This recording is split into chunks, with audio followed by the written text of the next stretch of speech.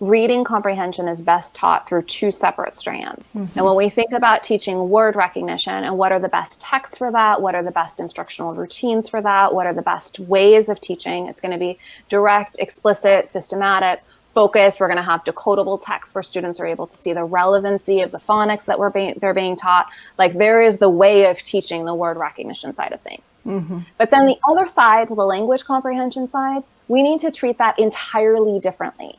So that's actually an area that students will learn naturally. Language develops naturally through exposure, and we can actually improve the amount that they learn and the exposure that we give them by being explicit in our vocabulary instruction, by reading really rich texts with them and pulling apart complex sentences and helping them understand how they were assembled together to give some really interesting ideas, to draw inferences while they're reading. Like, that's a more organic conversation with a lot of back and forth, a lot of student talk. It's a lot of, there is no right answer. We're just working our way towards developing a deeper understanding of text.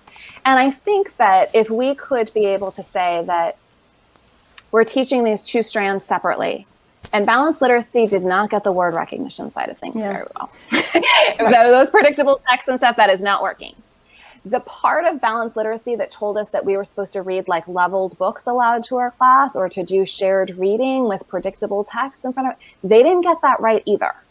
But if we focus on the idea that kids need to love literature, to have great books read aloud to them, to be surrounded by books in the classroom, to have a lot of talk with each other, to have partner discussion, all of those things they got right. So I think part of what we need to do is to be able to hold on to the practices that are strong and to know why, and to let go of the practices that weren't very efficient and to understand how to replace them with something that is.